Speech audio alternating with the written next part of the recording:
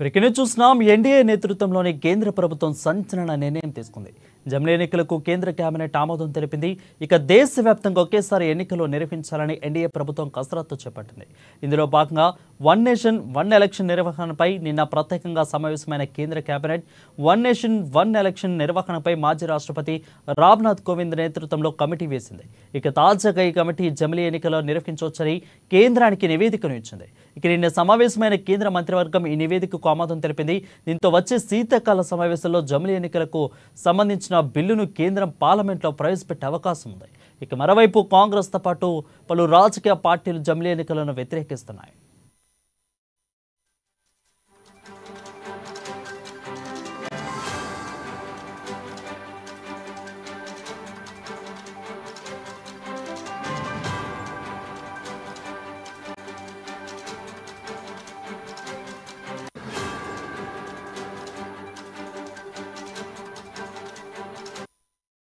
Breaking చూస్తున్నాం. NDA నేతృత్వంలోని కేంద్ర ప్రభుత్వం సంచలన నిర్ణయం తీసుకుంది. జమిలీ ఎన్నికలకు కేంద్ర కేబినెట్ ఆమోదం తెలిపింది. ఇక దేశవ్యాప్తంగా ఒకేసారి ఎన్నికలు నిర్వహించాలని ఎన్డీఏ ప్రభుత్వం కసరత్తు చేపట్టింది.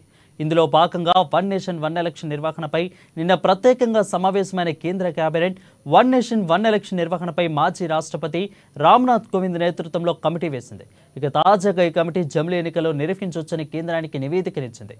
నిన్న సమావేశమైన కేంద్ర మంత్రివర్గం ఈ నివేదికను ఆమోదం తెలిపింది.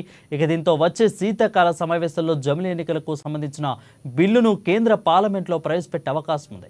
ఇక మరోవైపు కాంగ్రెస్తో పాటు పలు రాజకీయ పార్టీలు జమిలీ ఎన్నికలను వ్యతిరేకిస్తున్నాయి.